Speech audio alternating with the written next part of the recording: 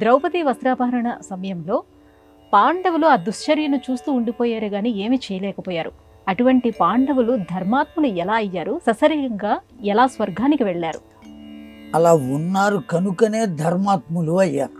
నిండు కొలువులో పట్టమహిషి తమ భార్య అయోనిజ యాజ్ఞసేని యజ్ఞకుండము నుండి వచ్చినటువంటిది అయినటువంటి ఆమెకు అవమానం జరుగుతుంటే వాళ్ళు మెదలకుండా ఉండడానికి కారణం ఏమిటి అనేది మీ సూటి ప్రశ్న. అయితే కారణం ఏమిటి అంటే ధర్మం కనుకనే మెదలకుండా ఊరుకున్నారు.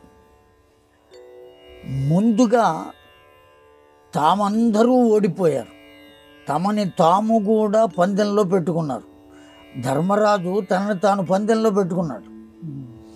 భీముణ్ణి పెట్టాడు, అర్జునుణ్ణి, నకులుణ్ణి, సహదేవుణ్ణి అందరినీ పందెంలో ఒక ఆట వస్తువుగా పెట్టి ఓడిపోయాడు. ఎప్పుడైతే ఓడిపోయాడో తనను తాను కూడా ఓడిపోయాడో ఇప్పుడు ఈ పాండవులు 5గురు ఎవరికి బానిసలు? ఎవరు గెలుచుకున్నారో వాళ్లకు బానిసలు.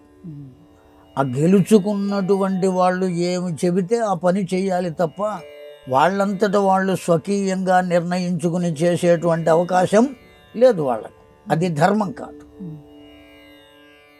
కనుక ఇప్పుడు ఆవిడ తన భార్య అయినప్పటికీ కూడా, వాళ్ళు బలశాలులే అయినప్పటికీ కూడా, యుద్ధ నైపుణ్యాలు కలిగిన వాళ్ళే అయినప్పటికీ, పౌరుషం ఉన్నప్పటికీ కూడా తమను తాము ఓడిపోయి వాళ్లకు బానిసలై ఉన్నారు కనుక వాళ్ళు చెబితే కానీ కాలు కూడా కదపేటువంటి అవకాశం లేదు కనుక అది ధర్మం కనుక ధర్మానికి కట్టుబడి ఏమీ చేయకుండా ఆగిపోయారు.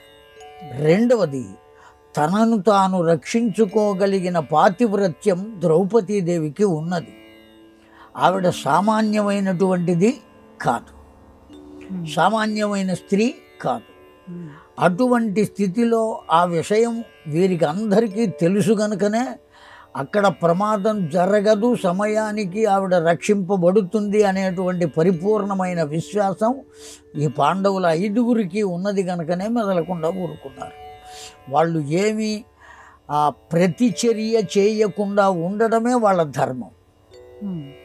ఒకవేళ చేసినట్టయితే ధర్మం తప్పిన వాళ్ళు అయ్యేవాళ్ళు.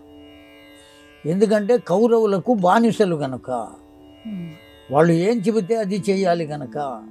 అలా వాళ్ళు చెప్పకుండా వాళ్ళు ప్రతిచర్య చేసినట్టయితే ధర్మం తప్పినట్టే కదా. అందువల్లనే ధర్మాత్ములు.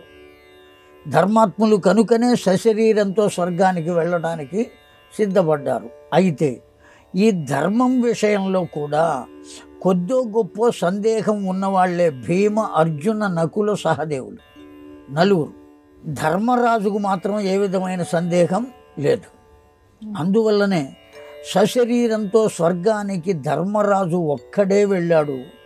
భీమ, అర్జున, నకుల, సహదేవులు వెళ్ళే మార్గంలోనే శరీరాలు వదిలిపెట్టారు అని భాగవతం మనకు చెబుతున్నది. మొత్తం 5గురు సశరీరంతో స్వర్గానికి వెళ్ళలేదు, ఒక ధర్మరాజు మాత్రమే వెళ్ళాడు.